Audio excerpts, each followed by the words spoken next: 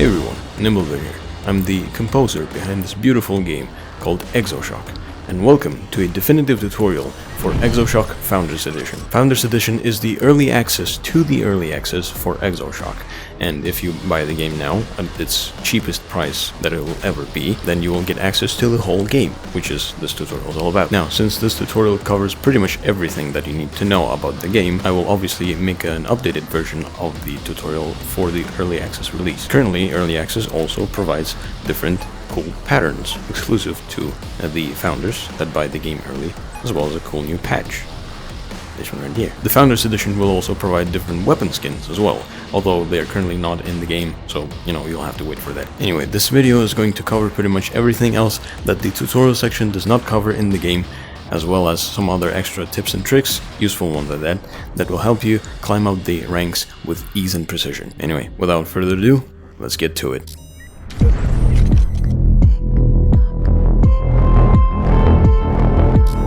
As soon as you enter the game for the first time, you will be greeted by a tutorial section. It is a very useful tutorial to help you calibrate your holsters, just like that. The tutorial also showcases the shooting aspect of the game, the item wheel, and the overall just gameplay mechanics. In case your game crashes or you want to redo the tutorial, here is a very conveniently placed screen that you can press to activate the tutorial yet again. I do recommend that you do the in-game tutorial first before continuing watching this video, but otherwise I will be covering everything anyway.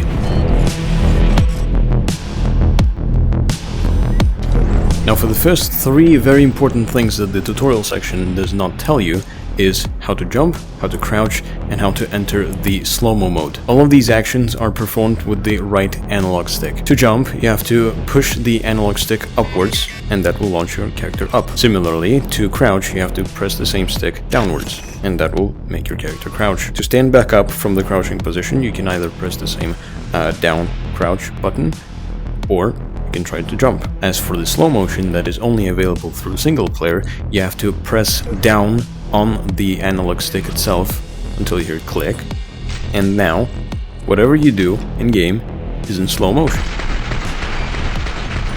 And of course, to leave slow motion you have to press the same button again. It's good to note that whenever you aim down the sights with any weapon, your character will automatically slow down. This ADS mechanic is not bound by any weapon in particular, it's simply your hand placement that makes the difference. And so, be very mindful of your surroundings and point your gun down or upward in order to quickly reposition yourself.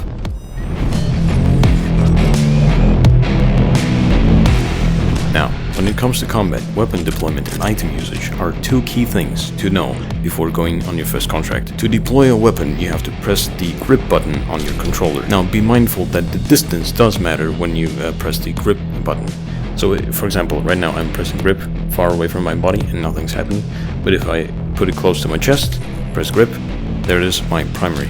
Your character has access to three different weapons at all times, which are the primary, secondary, and the support weapon. The primary weapon slot all have the largest mag carry capacity out of all the weapons in the game. Next is sidearm and the support weapon having 6 mags that you can carry on your person at all times. To shoot the weapon, you obviously press trigger, and you will see a bunch of beautiful little sparkly things happening right in front of you until you run out of ammo. When your gun runs out of ammo, you can see a big red 0 number on the ammo counter. The entire gun glows red, as well as the scope. To eject the mag, you have to press the low button on your controller, depending on which hand you're holding the gun with. For right hand, it's A button, for left hand, it's the X button. Once you do that, the mag will eject, and you pick up a new one from your person. And to bring up a new mag, you have to press trigger or grip anywhere from your body, except the support weapon, because, well, reasons. Once you get your magazine out, insert it into the weapon, and you can see that now it actually counts bullets. However, the gun is still red, meaning it still doesn't shoot. Now, why is that? Well, you have to obviously rack the slide to chamber the next round. Good thing to note that the only weapon in the game with the slide lock mechanism, as you can see here, is the Synapse pistol. In this case, we don't really use any other buttons. We press the same mag eject button like with any other weapon, grab a new clip, or a magazine if you want, and then press the same mag eject button to release the slide. You can also simply insert the mag and then rack the slide. That also works. Or just play with the gun as you see fit. It's pretty cool how much interactivity you can get from the weapons in this game. Now, the last available weapon for all the new players is the shotgun, which is a support weapon. This is a pump-action shotgun, as you can tell from, well, the pump. It is mag-fed, so it's pretty easy to reload the gun as well. It has 6 shells, plus 1 in the chamber, and it's a pretty good beast at close quarters. Yeah, you can probably tell why this is a pretty good support weapon. Now, this game has a chambering mechanic, as you have probably noticed by now. So when you insert a new mag, you will see that it displays the amount of bullets or shells currently in the mag. Once you chamber one though, and replace the mag, you can see how there's still 1 shell or bullet in the chamber. And same thing applies to almost every weapon in the game, except the revolver. The revolver in particular doesn't really have any slides or anything like that you can rack, but the game still thinks that it has 1 more round in the chamber, even though it doesn't. But otherwise, if you insert a new mag, you can see that now it has 20. That is, well, for the Synapse pistol. But if I load a new one, now it has 21 bullets. Now, other notable weapon is the Hyperion Plasma Bolter. It also doesn't have any racking slides or racking mechanics, so the magazine that you insert will be 99. However, again, the game will think that there's a round chambered already in the gun, which is not true, so it'll show you 100 bullets. Now that we're done talking about the weapons, let's talk about the HUD. I've disabled the spectator cam so that you can clearly see what the HUD looks like. As you can see at the top, this is your health, with the plus icon right there. Currently, it is split into 2 different areas. The shield, which is this long green one, and then your actual health that regenerates. And yes, your health can only regenerate up to a certain point. However, you also take reduced damage at around this area, which is also very neat. At the bottom left, you will see your special, primary, and secondary ammo counters, as well as your item wheel right here. Here you will see all the different objectives displayed on your HUD, as well as the mission type, difficulty, and the map. Now, when it comes to the item wheel, you open it up by pressing the either A button on your right hand or the X button on your left hand. So it's the same button essentially for when you want to eject the mag. To bring out your menu, you only have to click the button once, you don't have to hold it. But to close the menu, you have to press the button again. Anyway, your starting loadout will look like this. You have 1 slot with 3 health syringes, 1 slot for infinite amount of ship maps, and 2 slots for 3 grenades each. When your health is low, you can pick up a syringe and activate it by pressing trigger. Once done, it'll glow green, meaning it's ready, and you can either stab yourself in the hand to replenish your health, or the chest. You can also tell by the HUD that you only have 1 syringe left, because the icon has turned yellow from the typical green. Once you've depleted all your syringes, the icon turns red, and you can no longer pick it up from the item menu. The map is pretty straightforward. You pick it up like a syringe, press trigger, and it will spawn you a 3D map. It'll display to you all kinds of information. Where you are, where's your dropship, where is the resupply station, and as well as the different objectives that you might encounter. This is a hub area, so obviously it doesn't really have any objectives, but we'll go over the map in the other section of this tutorial. Now, when it comes to offensive items such as the grenades, you can pick one up, like you usually do with any other item. Press trigger to activate, and it will begin a countdown. Throw it, and it blows up. I think it's pretty straightforward. This is a frag grenade, a grenade with the most amount of damage out of all the grenades currently in the game. The timed grenade is also very bouncy, so be mindful of where you throw it. Now that we're done with the weapon deployment and item wheel menu, I think it's a good time to talk about something that the game does not tell you, which is the armor penetration system. Right now we will be talking about weak points. We have 2 different enemies in front of us right now, one being a normal humanoid person, the other being the deployable turret. These turrets will spawn in many places on different maps, so be mindful of those, while the humanoid enemies, as well as all the other ones, spawn in via reinforcements and stuff like that. Now, weak spots are a very crucial part of the whole gameplay, let's say. If you want to be efficient and if you want to clear big hordes very fast, you have to aim mostly for the head. All the humanoid enemies, meaning humans and droids, have their weak spot on their head. So if I shoot this guy in the head, you will see a purple spark, which is a critical hit, meaning a weak spot hit. Hit it again, and he's down. Now, that turret over there, its weak spot is not its base, but rather its leg. The mount that it uses to stand on the floor is the gun's weak spot. So, by aiming for that, can see the same spark again, and you can get rid of the turret pretty easily. And that will transition us to the enemy health pool. So all enemies have different health pools. Humans primarily have the shield layer, the armor layer, and the flesh layer. When you shoot any enemy, such as this Hulk, in its chest or anywhere that is not a critical hit, you will see a blue spark, meaning that it is their shield. The shield is the only part of the health pool that regenerates in all of the enemies. So once you shoot the guys enough, the blue spark will disappear and turn yellow. Yellow is their armor. All the mechanical units, such as the droids, the Hulks, the drones, flying drones, and etc., have no flesh layer, meaning the armor-piercing rounds are pretty good against them. So if we shoot this Hulk enough with our primary, it will go from shield to armor to, well, it dying. Same thing for that droid over there. Pretty easy. And for the human enemies, like this guard over there, if we shoot him in his torso enough... Oh, I think I hit his head. And the human enemies, such as these guards over here, have the third layer, which is flesh. If I shoot at his base enough, here's his armor, and now the red spark is his flesh. Now what does that all tell you? Sure, yeah, critical hits, purple, great. But why do I need to know about the other sparks? Well, that's because all the different weapons in this game have different armor penetration values, or in other words, just caliber types. So the weapon that you will be given in the beginning of the game is the assault rifle Vanguard. Its damage type is anti-armor, meaning it's good against armor layer, but sub-flesh, meaning it deals terrible damage against flesh. So it can be decent against humans, right? But you're probably better off aiming for the head anyway. But it is great against bots. As you can see here. The Synapse pistol also has a different damage type, which is anti-flesh and sub-shield, meaning that it does great against the flesh layer in human enemies, as you can see there. Does pretty good damage, but it is terrible at breaking shields. And the Nomad shotgun also has its own anti-flesh and sub-shield damage type, which is basically the same as the pistol. However, its damage makes up for the shield penetration as is, so you can use it both close range or far pretty effectively. All in all, this is a very good system that introduces a lot of very unique mechanics and unique playstyles for every player, so that way you can customize your loadout depending on the mission. And speaking of missions, we got contracts.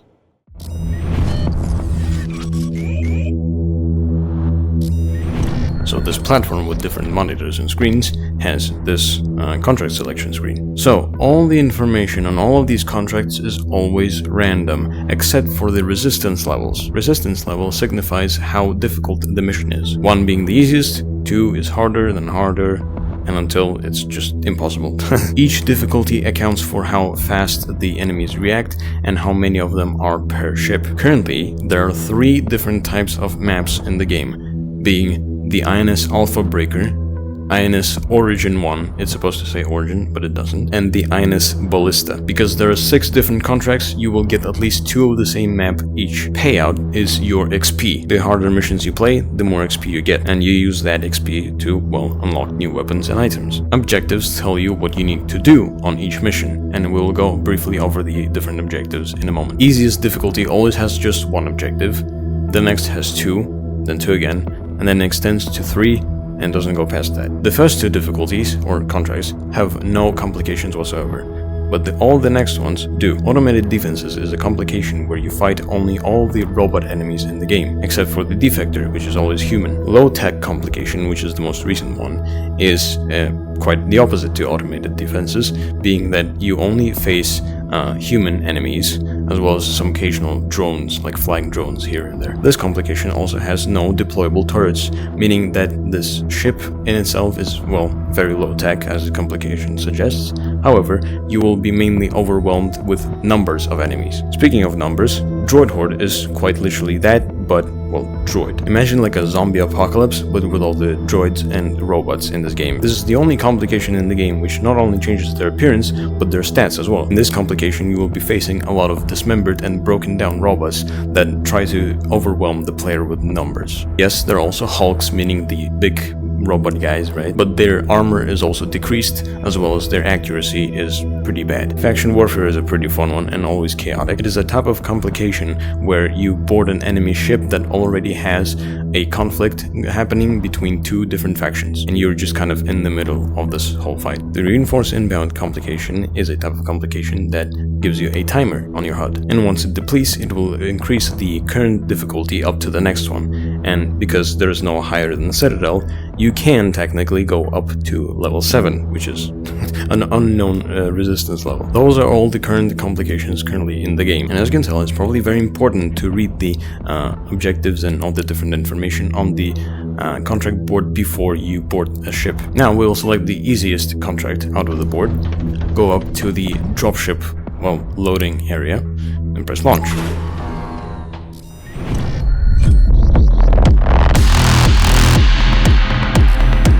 Now, when deploying to your first mission, it's probably good to pick up your map and check it to see where your current objectives are. Yes, as you saw from the deployment, the maps are huge in this game, and they're all basically very maze-like in this sense. So our current objectives is pointed towards that area over there. You can see where it is placed on the map, and it is pointing you to where you should go. And no, the map will not show you where to go exactly to follow up to that objective. However, the map does give you a general layout of the ship, so you can follow that as like your reference. In general, the ship layouts in EXOSHOCK are always intertwined with each other, meaning that there is no like one big room that has only one entrance and exit. They're all interconnected with each other, so you can basically make up your own path to a certain objective and you'll get there in no time.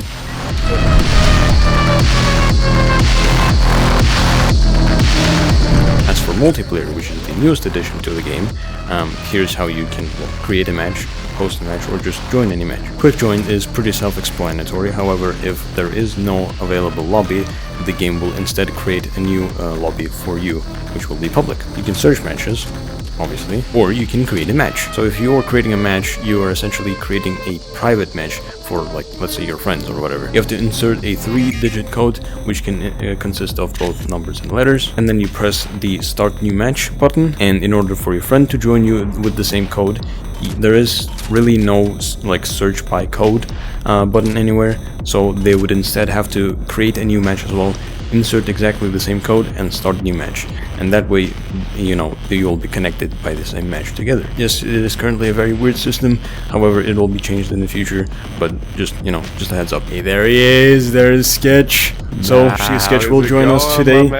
Yep, Sketch will join us today in this tutorial to showcase you the multiplayer aspect as well as the rest of the game. In multiplayer, if you see your friend under intense fire, then you can run up to them with a syringe and help them by healing them, like this. I'm not in immense pain anymore. And that brings us to the friendly fire in this game. So obviously, there is somewhat friendly fire in the game. It doesn't really deplete anybody's health. However, it does register that as a hit, and if Sketchy tries to shoot me, yeah, you can see the visual effects on my screen. That means, well, he's the one hitting me. You can shoot each other, but you cannot really damage each other. But friendly fire still exists in the game in form of grenades. So if I chuck a grenade at Sketchy, he will run away crying, and he might get hurt. And succeeding. So yeah, be mindful of your items and where you throw them. So EXOSHOCK is a pretty versatile game when it comes to combat. There's this thing called soft mounting, which is something that the game does not tell you about. If you see a wall or any obstacle in front of you, you can come closer to it, and you can see how your weapon has this green indicator to the sides, meaning that the recoil is now reduced by half. It's especially useful on the LMG, which is a high magazine gun with a high recoil, which with soft mounting turns into a laser that can obliterate any enemy you throw at it. Another very important aspect of the game is meleeing. So if I run up to an enemy, I can bash them with my hands to melee them.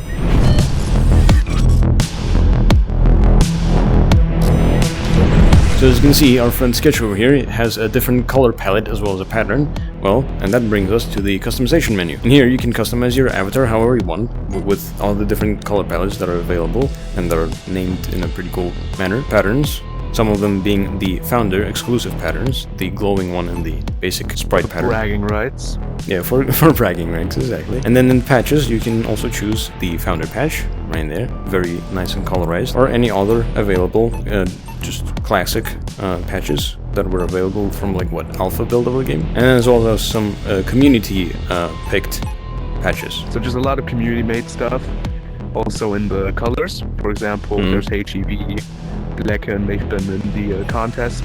Dev Secret, I think, is also a part. So yeah, that a lot of the skins and customization have actually been submitted by the community. It's pretty nice.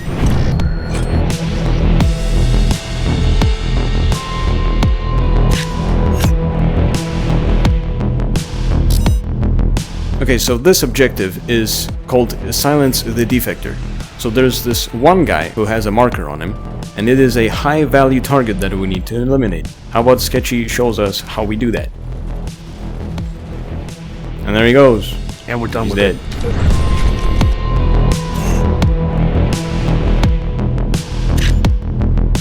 Now this objective is called Destroying the Reactor. The icon is right there, I believe you can, yeah, you can see that. You might be tempted to shoot at its core straight away because that's like the brightest thing in the room, right? However, you'll be wrong. That's not how you do it. Yes. Let me show you how to do it. You see these yellow things over here? These are the batteries. These guys first. And then the core's exposed, and then you can shoot the core. And boom, Exactly. you're done.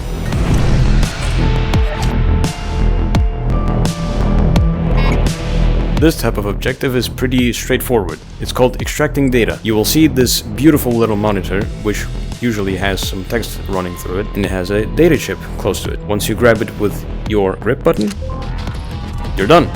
That's the objective. You've extracted Half-Life 3 successfully. Yes. If only.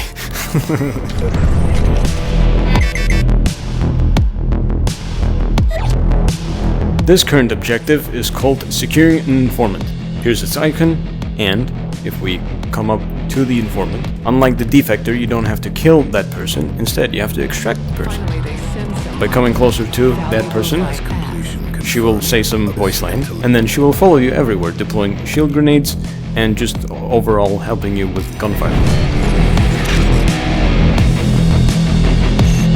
Now this is a sabotage subsystem objective. When you come close to it, this is how it looks like. It's the same thing like from the tutorial, so you probably know what to do by now. In the meantime, you can obviously use your sidearm or primary on your other weapon for that matter to fend off waves of enemies. And you're done. Kaboom. Target ship.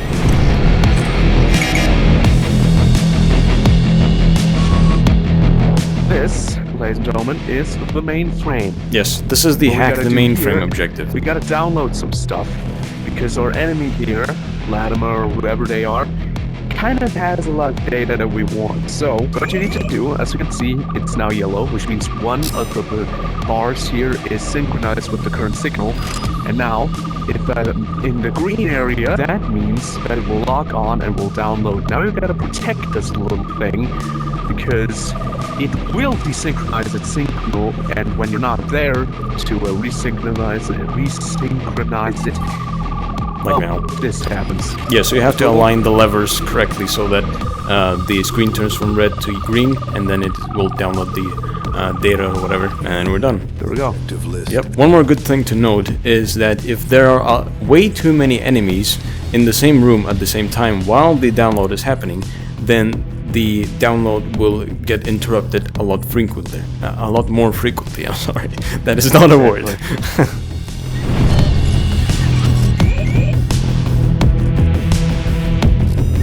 Once you're done doing a couple of contracts with your fellow, you probably notice that you've already unlocked a lot of cool weapons. We're not going to go over all the weapons in here. It's just, gonna show you how to equip them. It's literally just pressing a button and then you have the weapon out, right? So if I want the SMG, I can just click it and there it is. Same thing for the secondaries. Here's a cool looking revolver. Now these are all the weapons currently in the game, and they're placed under the weapons category. The items category is where you, equip different items for your item wheel, right? Also, good thing to note when it comes to items, that the only thing that you can revive other players, not heal them, but revive them, is the syringe.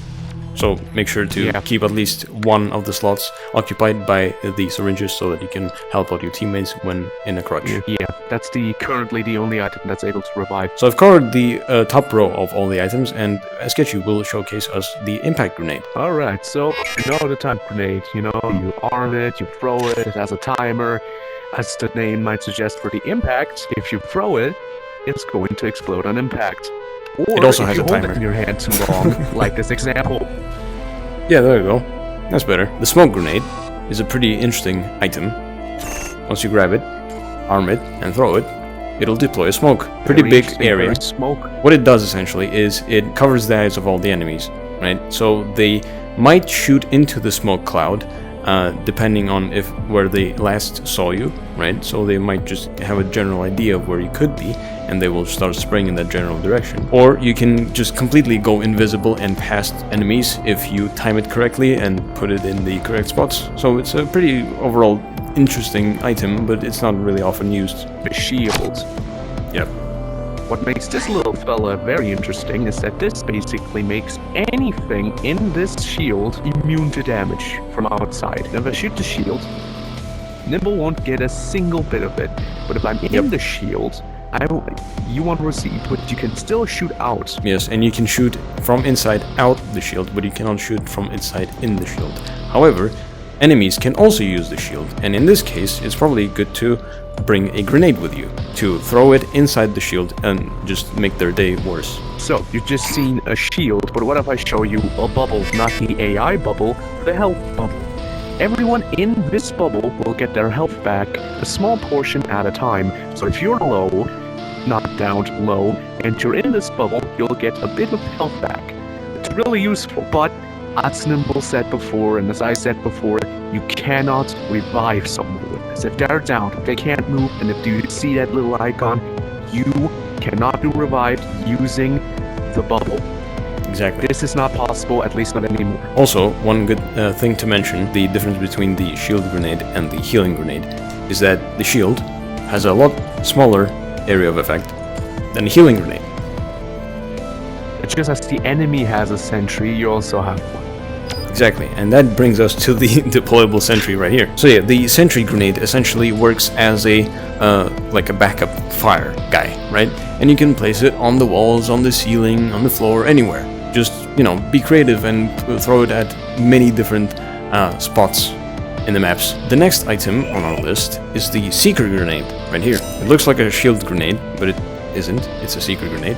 Once you activate it and throw it on the ground, it'll turn into a funny little ball that'll chase down an enemy and explode when it finds one. And the last, and probably the least item in our loadout is the deployable drone. Debatable. Debatable, sure, but it's the deployable drone. Basically the same thing as a sentry, however, it follows you around and shoots enemies from angles. The reason I'm saying that he is a pretty terrible unit as of late is not only because he has reduced health, but also because of the fact that you can now, for whatever reason, melee him and thus kill him, which is not great. But yeah, it's essentially just a waste of a slot in your inventory, which is quite unfortunate because, you see, before you could melee these bots, they were actually pretty good companions.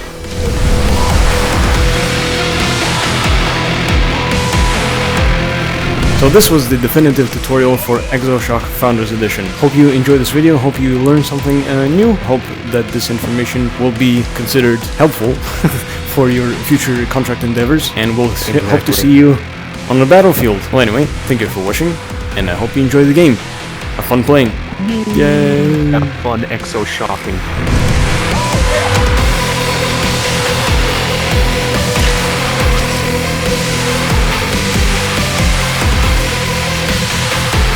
So now that you have played a couple of missions and locked all the different weapons in this game, you're probably thinking, man, this is easy. How about I do the hardest mission possible in this game?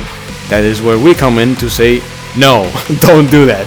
Don't do that. But for the sake of your entertainment, we're going to play on a Resistance 6 mission just to kind of show you how it feels like and how it looks like. Watch us how the pros do it. Yeah, and let's start the mission. To breach. Get him. We'll do this.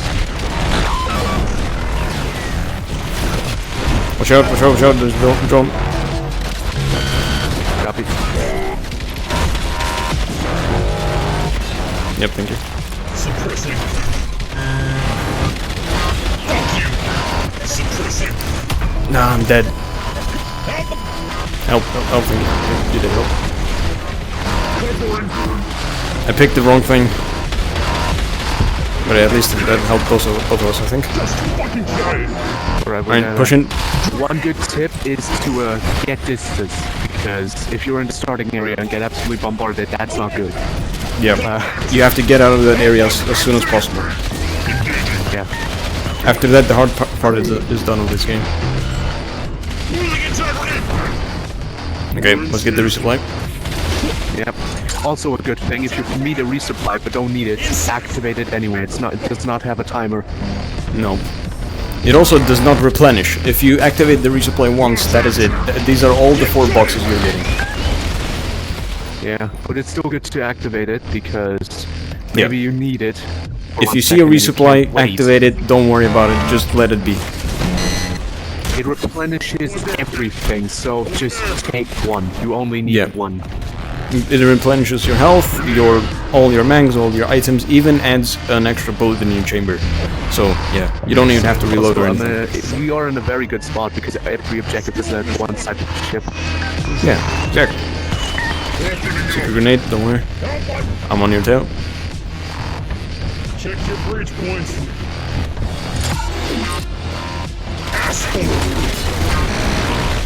Watch out. That was a grenade. Don't worry, don't worry. Yeah. All good. Get a shield. Let's bash him. Fuck yeah, real fight.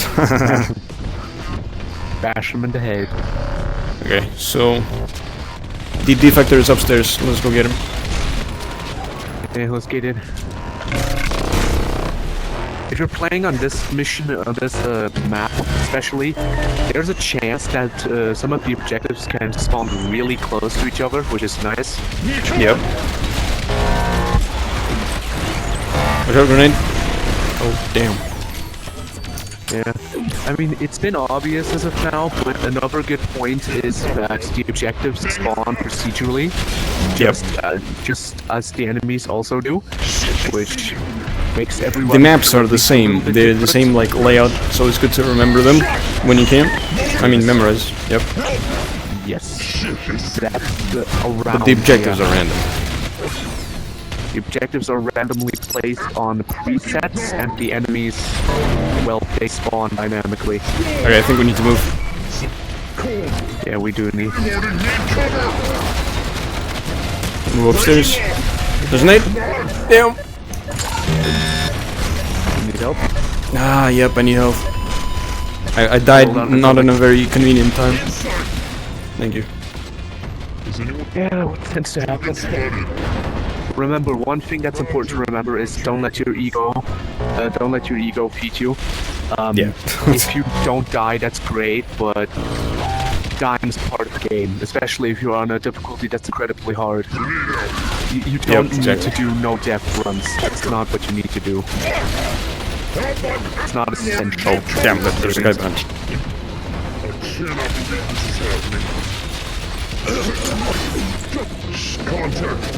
Let's get his ass. Yep, he's dead. Cool. Target condition. Perfect. Yeah, also, for the detector, currently there's some weird stuff where if you kill him, there's a small delay between it acknowledging that you killed him. So, it's just important to wait it out, don't be frustrated or something like that. It's just it's a little bit of janky. Okay, there's gonna be some turrets here. Yep. Oh, I have no... Yeah, I have no shields. These are the only things that spawn reliably. Yep. Which is also a secret. good tip. They spawn reliably. Almost always. Cool, you got the objective. Designated objective satisfied. Mission parameters Watch out, secret. Grenade. Shit. Yeah, you're alive. Got it. Ow. There's a lot of secret also, grenades. yeah, another good thing to say is that you can shoot the secret grenades and grenades in general. Yeah. You can like bait your enemies and stuff.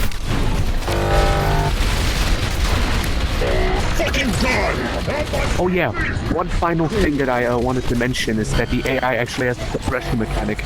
The more you shoot at it, the more inactive it gets. Exactly. So Okay, you know where to go? Even if you're not a good shot, you can still benefit the team by just stealing suppression. So everyone has an objective and everyone is useful. Grenade out. Contact. Target spotted. Come on, come on. Help us. Okay, so do we take the long route? Short route? I think we should go to the resupply. Tickles your fancy. Target spotted. Over there. Oh, damn, I'm getting shot from like very far away. What the fuck? Banger out. Yeah, they're sniping you. That is impossible. Targeting me. There's a turret very far away that basically covers the entire room. Yeah. Inside. Reloading need cover. Oh shit. Fucking God. Cover me. Okay, let me get the box. Roger that. Go, go, go. What happened? What the hell? Why was my gun not reloaded? I literally just picked a box to have a gun Yeah, reloaded. that happened to me just now. That is so dumb.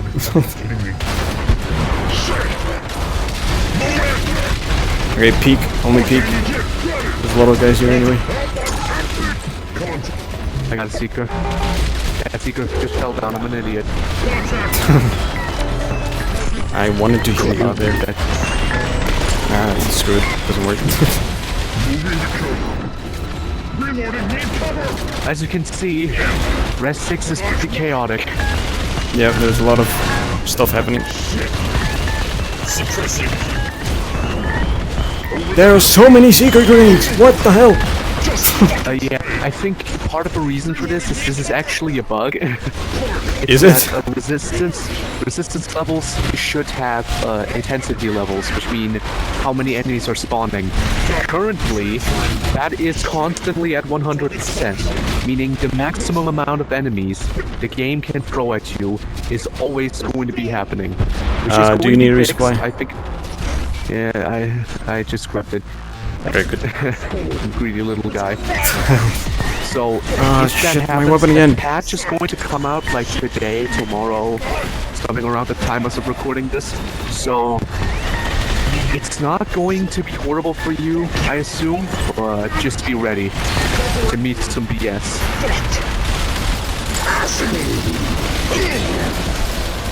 If that doesn't happen, Res 6 is actually a fairly balanced mode. In terms of Fairly, yeah. walls. But as you can see, it's possible. In quotations. I think we should just take a different way because it's too much. Yeah, there's just too many enemies. We're wasting time. Oh yeah, that's another tip. If there's too much shit happening, just turn around and find another way. That's why I said you should try to find a way to get out of the starting area as fast as possible, because then you have alternate routes that you can take, because the maps are huge. Secret grenade. Okay, we're good. Follow me here. Very well aware. Oh, yeah. Got that. Over there. See? Breaking off. Secret grenade here. Ah shit, hold on, I gotta... Plus we gotta get do access something to a real quick. resupply over I there. gotta do something real quick. No, we don't get to do something real quick. You left me! Sketchy, you left me! Well, I guess I have to protect me now. Oh my god, I actually survived. I can't believe that. I was protecting you the entire time. Thanks. I'm running out of ammo and everything. Appreciate the clutch. There's a resupply, so... Yes, there is, but we need to get to it first. Do you have any shield bubbles? I would appreciate one.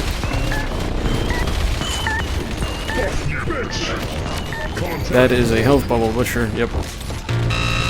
That works, right? Yep. Yep, works. Okay, we can go now. Good, good, good. Oh wait, no, we need to get the subsystem. Yeah, we will. We'll just take a different route. Oh, yeah, for that's here. fair. Yeah, that's where it is.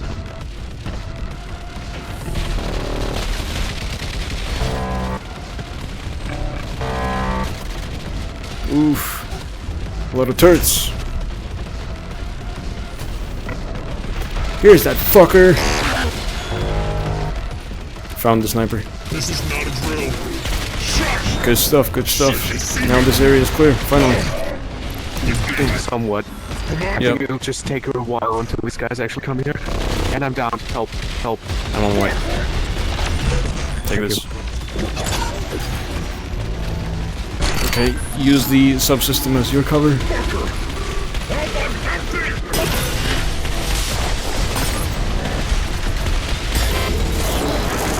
Come on, die. Thank you. Behind you, behind. Suppressing. They're still alive! Good. Oh, Doing shit. it. Okay, we can leave now, we can go home. Run for your life. Definitely. Oh, help. No! Shit, I have no syringes, man. Sorry. Shit, they see me! Well, This is terrible. No.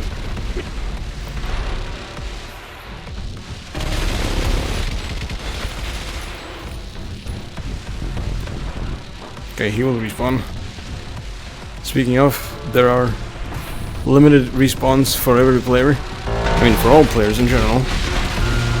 All the players share their lives, and you get 4 lives per mission. So be careful where you go and where you put your step, We're on it! Target because it might be your last.